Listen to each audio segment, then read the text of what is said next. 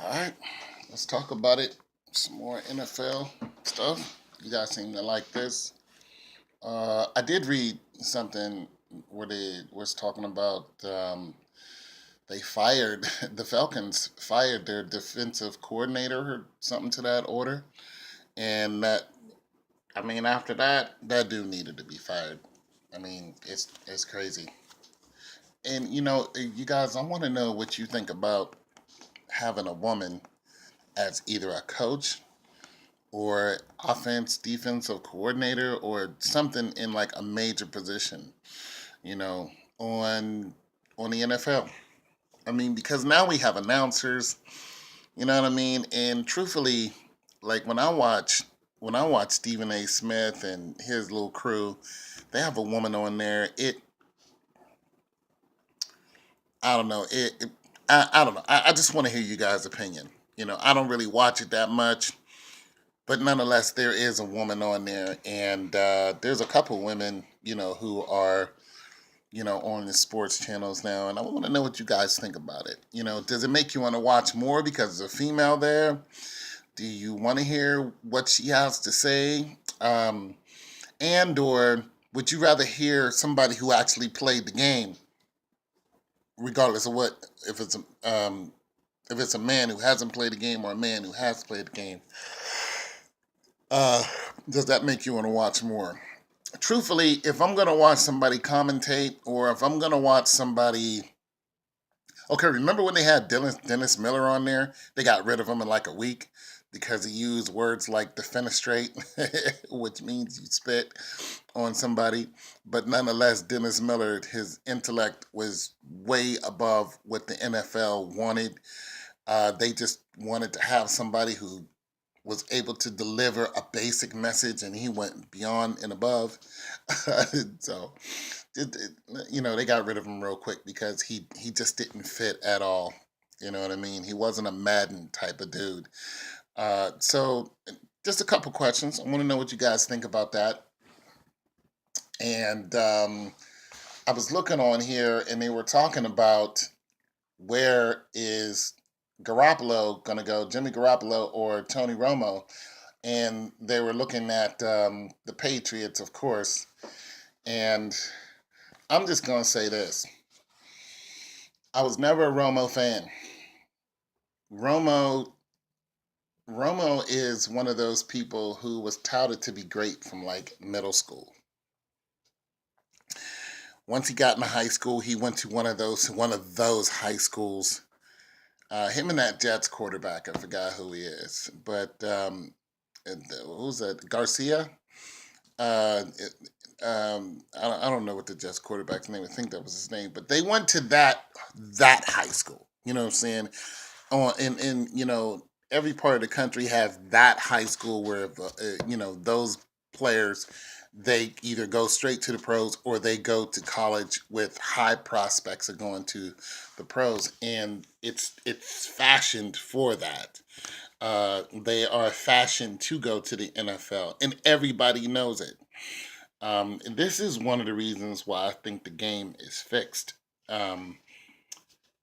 Because of those situations. And I have never been to one of those high schools, but I have witnessed some of those players who you were like, this person's gonna go to the pros. One guy I actually played against in middle school. We went to middle school together, but we didn't go to high school together. Who we thought was going to go to the pros, but he ended up going to Penn State. I don't know where he went after Penn State, but he was so good. It was like this guy's going to the pros, and his name was Brian Chismar. I don't know what he did, but nonetheless. Okay, so and I want to field some of these questions you guys have asked because I've had some interesting questions about the NFL being fixed. Some guys are like, okay, here's a question by Keith Graham about 9 hours ago. He said, You think Roger Goodell was part of the NFL being rigged? And there's more to that question, but I'm just going to stop right there on this first part. And the answer is I think Roger Goodell is well informed of what's going on. I think uh, being that he's the commissioner of football, there's no way he could not know what's going on. I think he's part of the system. I think he is willingly part of the system. He makes a grand amount of coin for what he does. His his love hate relationship with Brady is soap opera to me. It's all fodder. You know what I mean? It's nothing that I looked at and was just like, ooh, even though everybody wanted to make some type of, stage material of it, wanted to make something big of it. It's not a big deal to me. I never looked at Goodell as if he was gonna come down against Brady. And I'm gonna tell you why. Because Goodell pretty much made an example of how effective he is when it came to putting pressure on the Golden Boy Brady. And he made what did he do in Deflategate? I mean, what did he really do? Sit him down for a couple games or something like that? Did he fine him? I mean, what did he really do? Did they make a way for it to not happen again? Because people are saying, hey, it happened again in the Super Bowl. You know what I'm saying? I mean, this is what I'm talking about. Like, if somebody cheated in any game in the NFL, there should be repercussions to not only to that player, but to make sure any player on any team is not able to do such things again. There should be safeguards. There should be, the ball should not be blown up in private. The ball should be weighed in front of everybody. Each ball, like, it should be visible to everybody that this can't happen again. And to me, that just doesn't happen. Okay, moving on to the rest of Graham's question. He said, it was Roger Goodell in on it. He says, I don't think so. He said, everyone but New England hates on the Pats. That's because the Pats are cheaters. But let's get this straight, Graham. The people, everybody but the freaking Raiders hates on the Raiders because the Raiders are cutthroats and they're dirty players. Everybody knows this. Okay, so don't just single out the Pats as if they're the only team who gets hated on. Like, people hate the Raiders, and not only do they hate the Raiders, they hate Raider fans. Like, some people will not go see a Raiders game if their team is playing against the Raiders because they don't want nothing to do with Raider fans. Like, the Raiders and the Raiders fans are notorious for being dirty. There was a guy who got into a fight, a Raider fan's big guy too, and he pulled out a knife and started going at it. Like, it's real over there, okay? So don't just point out the Pats. It's just nobody likes the Pats and blah, blah, blah, blah. Cleveland fans can't stand Pittsburgh fans. And some Pittsburgh fans the same way about Cleveland. And like I said, let's do a little history on that. In Pittsburgh, there was a young man not so long ago went to Pittsburgh with a Cleveland jersey on, and he never left Pittsburgh. They killed him in a bar. So let's not act like this hatred thing is just for the Pats. The Pats are notorious cheaters. We know this. Okay, moving on to the third part of your question, Graham, is also what happened to the AFC Championship game last year. I need to relook the AFC Championship game. Why didn't the Pats win? I'm going to assume that they lost. Why didn't the Pats win? Was the game rigged? Two Super Bowls against the Giants. Did they forget to rig those games too? Okay. All right. So, for one, 2 Super Bowls against the Giants. Who plays for the Giants? One of the Manning brothers. Let's get this straight. Archie Manning's sons, who are the Manning brothers, but Archie Manning was a quarterback. He was a great quarterback. He was a beloved quarterback. All right. And that lineage passed on to his sons. That wasn't a mistake. Okay. This is these people are NFL royalty. And you better believe that right now today. Okay, when you look at the Manning brothers, uh, for one, as soon as the Manning brothers got into the NFL, everybody knew that they were going to win a Super Bowl. Everyone knew that.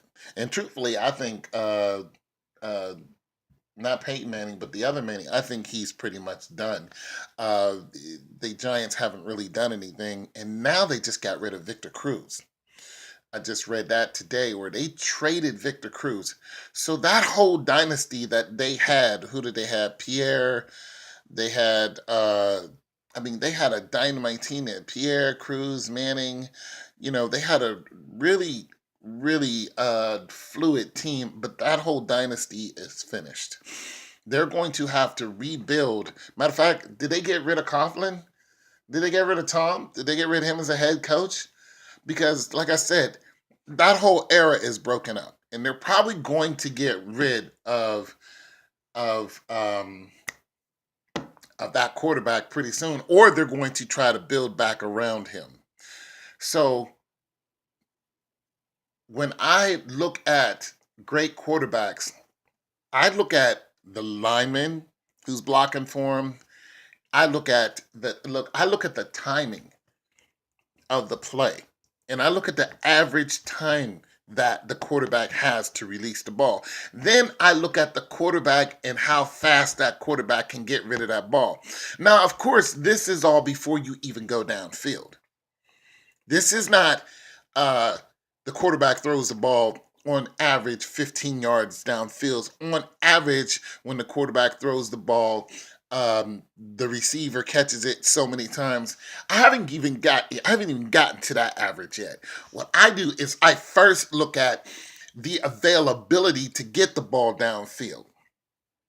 So when you're looking at and then you got to look at the running backs. How many times is a running back gonna get the ball? Because you have the quarterbacks who are so dependent right now on getting that ball downfield. A lot of them don't really depend on the running back as much as they did back in the 80s and 90s. It's not a great running back era now. Of course, you have your great running backs, ones that play for Pittsburgh, Bell, and then you have your running back who plays for Kansas City, great running back. I mean, you have those guys there. Now you got a great running back who's going to do 5 years with, he's going to do 5 years with Dallas, that kid that came out of Ohio State. I mean, he's a great running back. And of course, you got the Vikings. They got a stupendous running back. But look at the look at the Vikings. Look at the Vikings. Who's their quarterback? You know what I'm saying? They got Teddy. They got Teddy back there for the quarterback. But look at how Teddy's playing. He's a scrambling quarterback. Look at how he's playing now.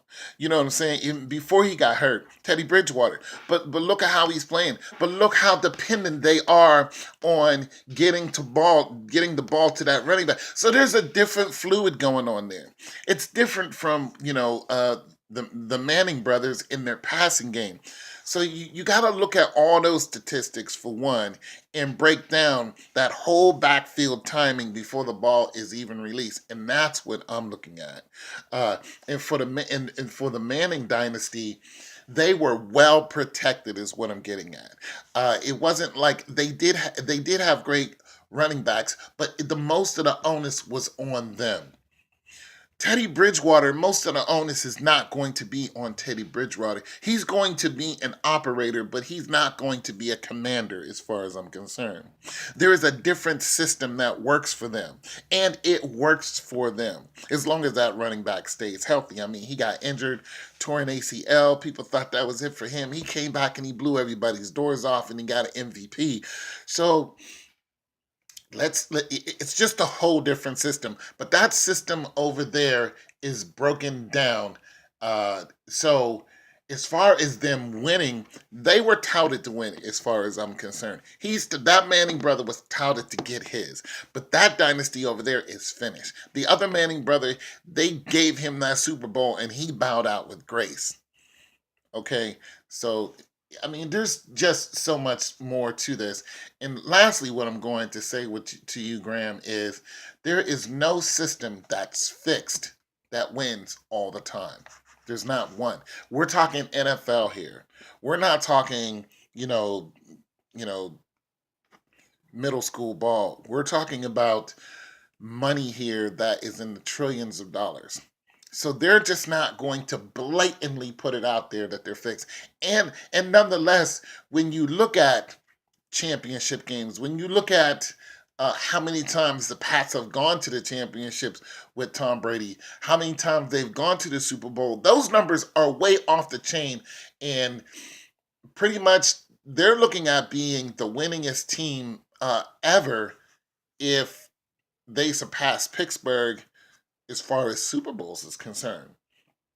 So I mean, there's a lot more to this, and I'm not the aficionado on the NFL is fixed. It's just like I said, it's just my opinion. Like I said, I don't watch any of the games. The stuff I know is because people ask me and then I go look at it, Plus, I'm more of not really a fan. Well, I'm a fan of talent. Yes, Brady is talented. But when I see somebody like Bell and how he runs the ball, like I enjoy watching that. You know what I'm saying? Trayvon Austin and his ability to just get around people, and he's only like 5'2". Like I enjoy watching those skills. So, but it's not like I'm like all in for that team. I'd rather him go back to the Wolverines and watch him some more. I like watching his highlights. You know what I mean? I enjoy, watching the strong guys, take one of these linebackers and throw him around, you know, uh, and stuff like that because I enjoy the physical aspect of it, the speed of it. How Randy Moss would just run past the best player that there was. Bo Jackson would just face palm, you know, these guys who were worth all these millions of dollars, and he would just run them over. And so I'm kind of into the athleticism of it. I'm not into the fandom of a team itself, even though Pittsburgh is, where I'm from. I'm not all over them like that. So these are just my opinions. But when you really want to start getting into the plays and stuff like that, let's break it down. We can break it down inch by inch if you want, and you can start seeing where plays fall apart. You can start seeing where play calling falls apart. Okay, so I know this video is long. You guys tell me what you think, and I'll go over some more comments on my next video. It's your boy Tone 202. The NFL is fixed.